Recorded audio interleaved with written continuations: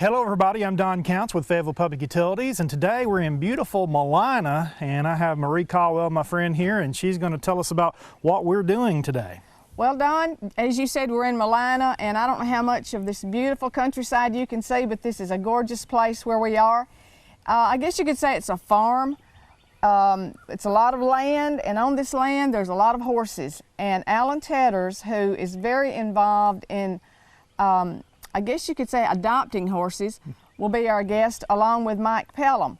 And so we're going to go with them, talk to them, and show you some of the horses, and maybe we can get a song or two out of Alan and Mike. Yeah, they do Waylon and Willie. You saw them at Lincoln's Got Talent, and also Alan does rescue horses. Yes, yes. And we're going to find out more about that.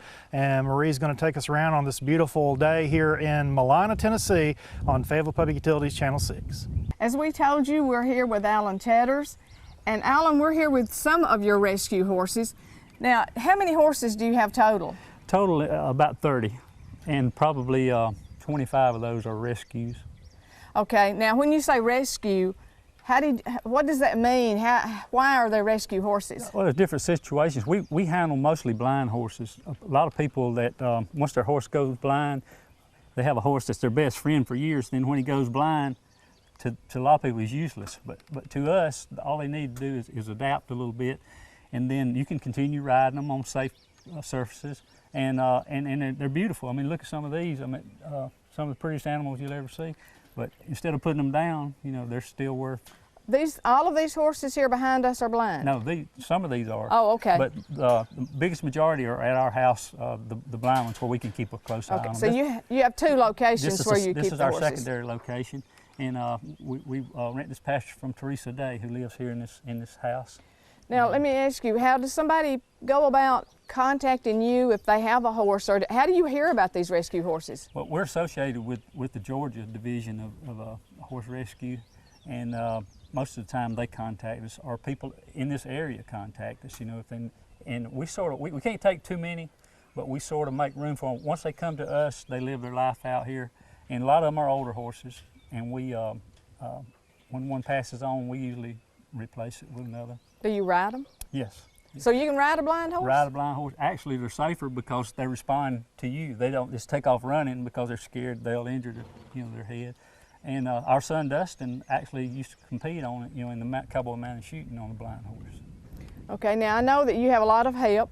As you said, Dustin helps, and your wife Kym helps, and then Arabella helps, and so you have Annabella helps, and so I want to call her Arabella. I've always wanted to call her Arabella. Annabella helps, and so you do have a lot of help, but it's a big job. Okay. Besides Annabella, Alan, you have a lot of other help and some of Annabella's friends. Yeah, Allison Jones, Annabella's best friend and singing partner. They ride nearly every afternoon when they come in from school, and they learn to handle the horses on the ground and to take care of them, feed them, groom them, and they actually ride most of the rescue horses. They ride the blind horses in the afternoon. Now, is there any kind of help that you can get with all these rescue horses? I know you said you're connected with the rescue in Georgia, but is this out of your pocket? It's out of pocket, and I'm sure there's avenues, but we just, you know, you love horses. Yeah, we don't, you know, there's paperwork and all that, and I'd rather just, you know, do it. And horses are, you know, God made them this way, and you can spoil them. You know, and you see how healthy our horses are. Most of them graze the pasture, and we supplement them during the winter with hay and feed and, you know, minerals. Well, let's have Kym come over and let's talk to her just a minute, because I know she's so valuable to you and what she does and the help she gives you. This is her passion, and that's the reason I love it, and she knows a whole lot more about it than I do. Okay, here we are with Kym Tedders. Now, Alan says this is your passion. It is. It is. It's my weakness. And this one seems to be especially fond of you. He is. This is Keeper. He is a Appaloosa. He came from Kentucky. We went up to Kentucky to pick him up. He's blind in his left eye, but his right eye, as you can see, is just beautiful. So things on the left side kind of frighten him some, so you have to be careful. You learn which is their good side, and then but he's a beautiful guy, and we ride him. And this guy, he is called a Perlino. Oh, he has funny eyes. His eyes look funny. He is a man-made color. And the lady that owned him had him, she bought him when he was 6 months old. And she started training him, and he started falling over things. And she had the vet come out. No. His name is Dusty. And when the vet came out, he realized he had, it's called, what is it? Kind of blindness? Congenital blindness. And it's, he's 8 years old now. And they thought by now he would be completely blind, but as you can see, he sees everything around him. But he came from Washington State. He rode 3,200 miles to get to us. The lady paid to have him shipped to us. She read about Dustin showing a blind horse, and she called me and asked me if she could send Dustin a gift. He likes a camera. Dawn, you need a horse? And I said, well, it depends on what it is. And she said, well, I have this beautiful little 2-year-old. And she told me about him. And Dustin had just lost his blind horse. And Dustin's nickname is Dusty. And this horse's name is Dusty. Whoops. So we couldn't say no. So she paid for shipping and everything to have him shipped here. And we got him just right before Christmas. And Dustin was 16 when we got him. And Dustin will be 21 in a couple of weeks. So he's a great boy. We don't ride him. He was a little spoiled. He likes me too. He does like you. He was a little spoiled when we got him. And he likes to rear up sometimes and paw out at you. So he doesn't do that as much now. They come to our house and they're at ease once they get there. They feel safe. Do you switch the horses back and forth from here to your place? No, actually when they come here, they stay here. These are all our big boys, and we don't have to look out for them as much. The ones at home are the ones that they're blind, but now they live on 60 acres and they run and play and jump, but I don't want anybody else responsible for them. So, if something happens to them, I want it to be because of something stupid I did, not because, we're releasing a pasture. This is Toby. He is not a rescue horse. This is my personal riding horse. He's just a big baby. He's a Western Pleasure horse. He's out of Zippo Pine Bar, but he's not a rescue. He's just a big baby. And then this horse here with Alan, he's one of our latest. His name is Patch, and I've known him for years. And he's about 22 years old now. He's got to gain some more weight, but he's put on some weight since we've had him. He and this little pony here belong to one of my real good friends from Georgia, and she was going through a divorce and couldn't keep him, and so I ended up with them. But there's nothing wrong with these guys, but they're rescued too, because now no one will buy a horse. They send them to a killer market, killer buyer, and so for Patch there, you'd probably get $800. So, a lot of people just soon... They'd rather have the money than try to save the horse. Yeah, so we get a lot like that too. And then the little mule here, that's Gabriel. He is a rescue, and he's the biggest baby in the world. Gabriel, come here. Come here. Come here. Until you want him. He has other ideas. He does. He wants to show off. But my girlfriend, Cheryl Flanagan, she runs Save the Horses in Cumming, Georgia, where I'm from. And he was one of hers, and you couldn't pet him, and I just loved him. And so she sent him to me for Christmas, and he didn't have a name. And I said, well, I'm going to name him Gabriel. So I bought him a yellow halter, and he lived with my parents for a little while. And then he came to live with us, and now he's just the biggest baby. Well, he likes Don. He likes that camera. He's like, what is that? But he's just a big baby now, and a horse treats you the way that you treat them. Like Dusty there, he was just mean. And when we got him, I guess, Allison, how long did he live at your house? A summer? Yeah, summer too. And so he lived with Allison for a little while, and he's just, he's just learned that we're not here to hurt him. We take care of him, and we love him, so he loves us. He looks a little bit like a Dalmatian. He does. That is, he's called a leopard Appaloosa, and that's Dustin's pride and joy. He's also 22 years old, and he is mean, aggressive. Really, Dustin's the only person that's brave enough or crazy enough, I'm not sure which, to try to ride him. I actually bought him from my dad years ago, and he threw my dad off, and we ended up with him. but he colicked and foundered at the same time, and we wasn't sure if he was going to live or not. We lost my horse in the same accident, and we pulled him through that. It took us about 4 or 5 months before we knew he would survive. And I think he kind of had some brain damage from that. Oh. And I think that's one reason he's a little nutty. But the one limping here, this is Lacey. She's a, come here, baby. She's a little Arabian quarter horse mix, and she was born bad breeding again. The stallion, her daddy, threw club-footed babies, and they kept breeding him. Well, when she was born with 3 club feet. That's why she limps. They did surgery on 2, and then when they got ready to do the 3rd surgery, she was 4. And by the time she was 4, all her bones had fused together, and the surgery wouldn't do her any good. So that's why she limps. And if you look right here, you can see her foot. Oh yeah, See how I it see turns that. out? And but she can run and buck. She walks slow, but anything else she plays, and she just has a good old time. And she's very pretty. She's always just this. We try to keep her size down a little because of her foot. We don't want her to get her too fat, too much weight on it. So we try to keep her at this size here. But she's a sweetheart. She was Gabriel's best friend. Now, are you taking any more, or have you I got have a one cutoff? in Florida. I'm at my cutoff point. We have 31, and I have one in Florida that wants to come. He's blind, or she's blind, but I have to wait. You know, because we do all this. Johnny Whitaker is a real good friend of mine, and he owns Lazy W Farms in Petersburg, Tennessee. And he sells Bermuda hay, good hay. And he donates hay to my horses when he has some extra hay. But honestly, that's the only person that's ever offered to help. We could ask for donations or benefits, but people up here don't tend to think I'm doing the right thing. I've heard comments many times, if you just shoot them, you don't have to worry about them. Oh, how horrible. So, but you see these babies. I mean, why would you destroy these guys? Not all horses have to be worth money, and they don't have to be show horses. But you see, they all love. They all have a big heart, and as I said, they're going to treat you the way you treat them.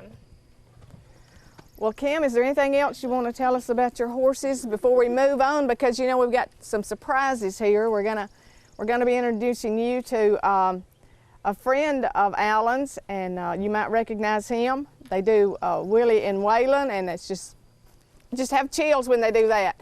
So we're gonna go to them in just a few minutes and let them do a little song for us. But before we leave the horses, is there anything else we need to know, or anything you want people to know about your horses? Well, not necessarily about mine. I mean, my horses are all healthy and safe. But if you're going to sell your horse, please try to make sure that you get a good home. Every day I get people calling. They want to give a horse away. As I said before, the killer buyers are out there. They pay $50 for a horse on up, to $1,000. And those horses go to slaughter. And they use the meat, and it's awful what they do. And so just be careful if you're going to sell your horse, or you try to find it a home. Just make sure you find a good home. There's a lot of good rescues out there. There's also some bad rescues. So do your homework. Make sure you know who's getting your horse. Cheryl Flanagan in Georgia, Save the Horses. She's wonderful. She's full up too, but she's always got people that'll foster a horse until she can find him a home. Contact us. We'll find a home. Just don't give it to anyone that comes up with a trailer. So be careful. Number one, if you want a horse, be sure that you can take care of the horse, and that you have a great place for it, and you're willing to work, because horses are a lot of work. Yes, they are. So that's the first thing to keep in mind. Make sure you have a cameraman. Okay, guys. Now tell me, Kym, do y'all adopt the horses out? After you've adopted them, if somebody calls you and they say, I'd like to have a horse, can you give me one? We don't adopt them out. When they come to us, they're there forever. But my friend Cheryl does. You fill out adoption papers, and she does a background check, and then she'll set you up with the right horse. So you can contact me, or you can go online and find her. It's SaveTheHorses.org. And You can get all the information on there. But there's a lot of horses out there, great horses, as you see. We ride all these guys that need a home. They're cheap and they need love. Now, how could they contact you, though? Give us a phone number or a website, or? Well, I don't have one. Okay, give us your phone number. Okay, it's 931-625-2617. Okay, so if you're interested in some more information, give Kym a call. And right now, we're going to do something that is really close to your heart. Oh, I know the horses are, but this is something else close to your heart. So we're going to go over, and I'm going to introduce you to Mike Pelham, and we're just going to have a little fun. All right, thanks. Well, you heard me talking about Mike Pelham, and this is the big guy right here. Now, I think it's interesting that y'all are Willie and Waylon, that you do this Willie and Waylon deal. How did y'all get together? Well, actually, I was working out at Lickskillet on Tuesday nights, you know, for the senior citizens out there, and somebody, one of Mike's friends, had told him that I did some Willie Nelson songs, and so he came out to hear, and somebody told me he did the Waylon songs, so he heard me sing a few songs, and then I invited him up, and we sung several songs that night. We met on a Tuesday, we took pictures on a Sunday, and we started working the next week. We never rehearsed. We never, you know, we were so close to what, you know, Waylon and Willie sound like, and actually it worked out good because he's a big guy and I'm the same size as Willie, and Are you really? Yeah, exactly the same size. I worked with Willie in the studio in '94 or '95, and I've got pictures where about the same size. But anyway, as I've gotten older, I look a lot like him with my get up on. Thank goodness. But and Mike, you know, he's about Waylon's side and got the wonderful voice that Waylon does. Thank you. Well, if people remember, y'all were in Lincoln's Got Talent. Yeah. And and you did the Willie and Waylon. Oh yeah, we enjoyed that. You We're did? not big. You know, we don't get in contests that much because we do it, you know, out on the road. As and stuff. kind of y'all are professionals, really. Yeah, I guess you'd say that. Well, now you were in, was Mike with you when you were performing in, was it Gatlinburg or Pigeon Forge? Yeah, we've done a lot of stuff So up there. y'all have done a lot of work together there. Now, do you do any free stuff? Yes, as a matter of fact, we got several benefits coming up. We do stuff for the horses. We do stuff for Diabetes Foundation is one of our biggest fundraisers. Got some stuff coming up, and anybody that needs help, you know. Well, we do Boone's Hill, you know, shows at Grand Ole Opry, but you know, anybody that needs some help can get in, you know. Can get in touch with you. Well, I know that you have done some things for the chamber, and you've done some stuff for Rotary. You appeared at a Rotary Christmas party.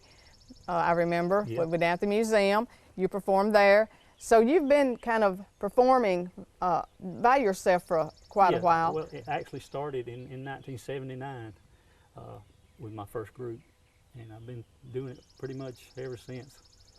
Now, is Mike connected to this? Are you involved in the fundraiser that he's talking about for diabetes? Yes, the one in Huntsville. Okay. Yeah, that's our big. We're trying to make that a yearly thing now, and stuff that we really want to be bigger than what it is right today. Each year, of course, you want everything to get bigger and better, and you know, just to help research come about to help people get better lives, you know, live longer, better lives. And Mike's a diabetic. Oh, that's what I was going to ask. Is this close to your heart, or It's you know, is personal. it family? Okay. Very It's personal. okay. All right. Now, who besides y'all are performing during that fundraiser? Who else would be there? That We've got the great T. Graham Brown. Everybody knows who he is, and T is one of these persons that the older he gets, the better. His voice is so strong, and he got some. He writes some beautiful songs too. Wine in the Water, which is a sort of his life story about. And I knew T back when we were raised up around the same area, and we played some of the same clubs, and you know, we were a little wild back then. And so like Waylon and Willie, not unlike Waylon and Willie. Yeah, and you know, praise God that he took us out of all that. But we've got Soul Society, another group that's based in Huntsville of older gentlemen that been playing together for years, and they play some of the boogie horn type music, and a couple of more groups are going to be with us. Okay, so this is something y'all really feel close to. You want to get involved in, and be part of. And as Mike said, every year you want it to grow and be. Is this the first year for it then? It's for us. The Whaling Fund, it started last year, didn't it, Mike?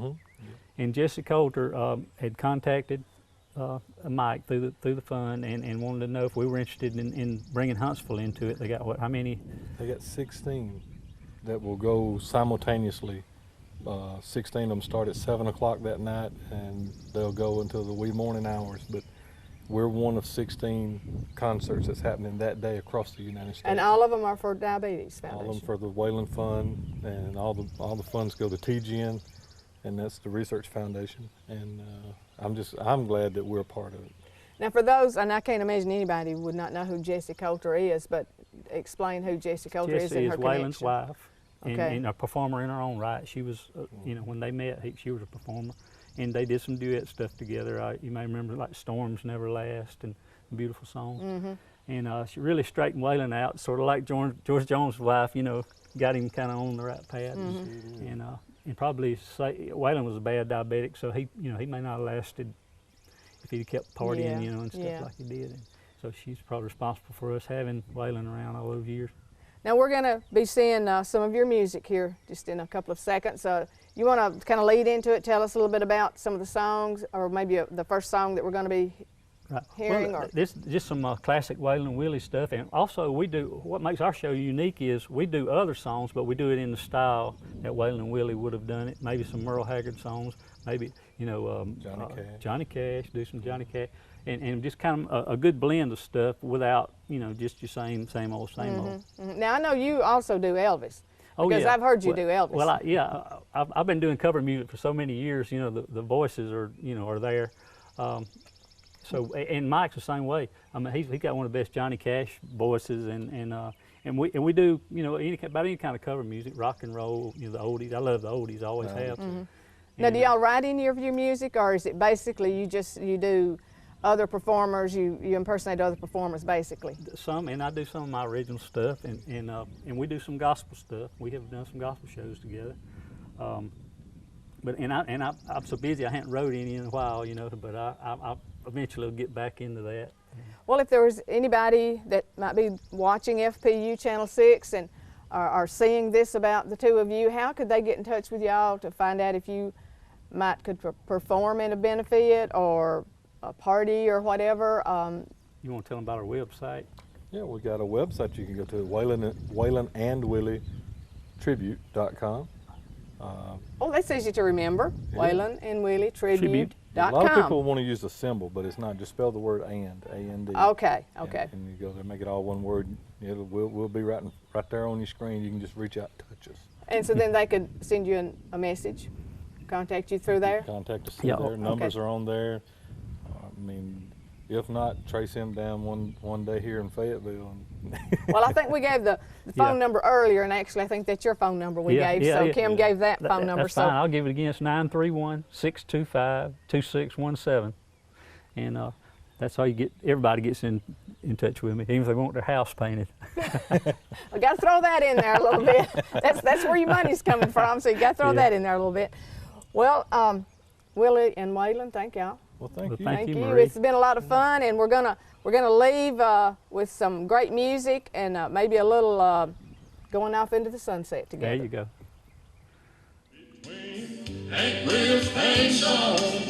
Newberry train song, what will it? Blue eyes crying in the rain. Oh yeah. Out looking by Texas, there ain't nobody bleeding, no pain. Good morning, America, how are you? Don't you know me? I'm your native son.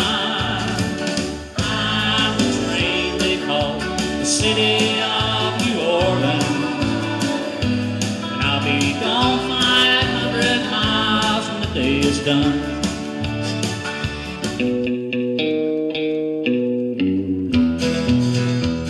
I hear that train a-comin' is rolling around the bend, and I ain't seen the sunshine since I don't know when. I'm stuck in Folsom Prison, and time keeps dragging on. But that that train keeps a rolling on down to San Antonio. When I was just a baby, my mama told me, son, always be a good boy, don't you ever play with guns. But I shot a man in Reno, bang, just to watch him die.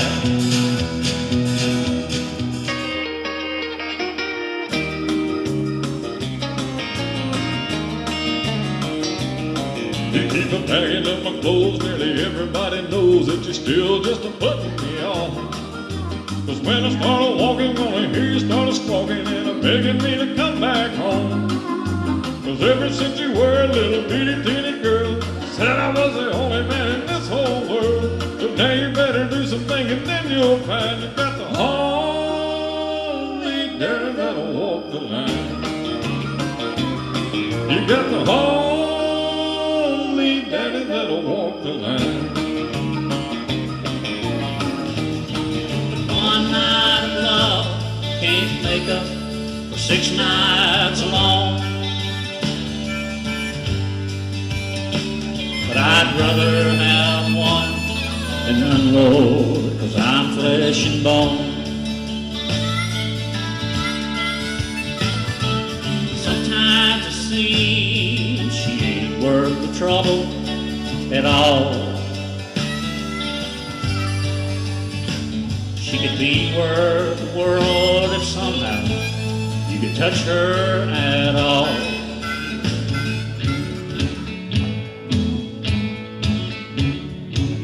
Lord, it's the same old tune, fiddle and guitar. Where do we take it from here? Rhinestone suits and new shiny cars. Well, it's been the same way for years. We need a change.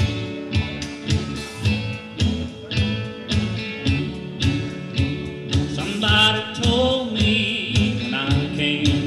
they said, son, you finally got it made. They said, old Hank made it here. We're all sure that you will, but I don't think Hank done it this way. Did old Hank really do it this way? I don't know.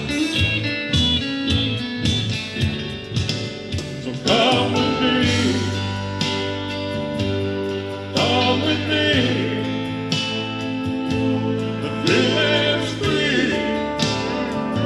Just come with me. Mama, don't let your babies grow up to be cowboys. Don't let them take your cars around the old trucks. Make them be doctors and lawyers and such. Mama, don't let your babies grow up to be cowboys. They'll never stay home, they're always alone, even with someone they love. On a freight train, country folk can survive.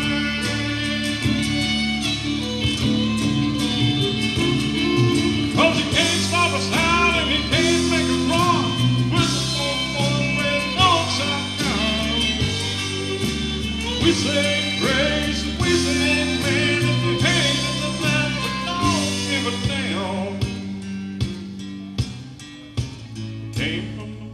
It might be in the middle of the afternoon.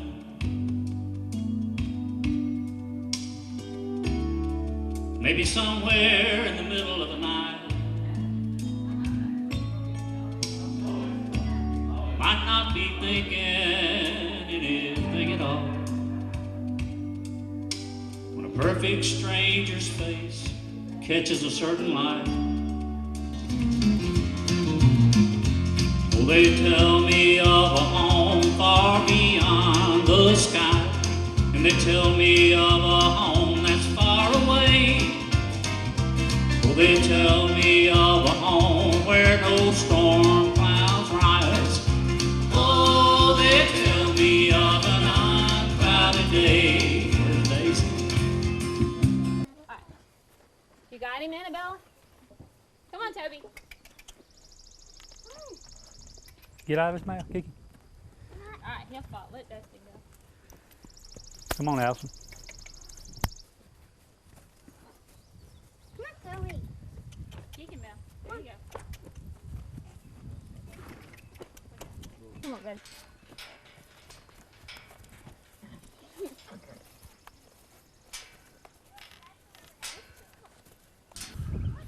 Well, Marie, it was a great program. It was great to see Alan, great to see the horses. It's another beautiful day here in Malina. It sure is. And you know, if you'd like to get in touch with Waylon and Willie, go to WaylonandWillieTribute.com, and they have their phone numbers there, and you can get in touch with them.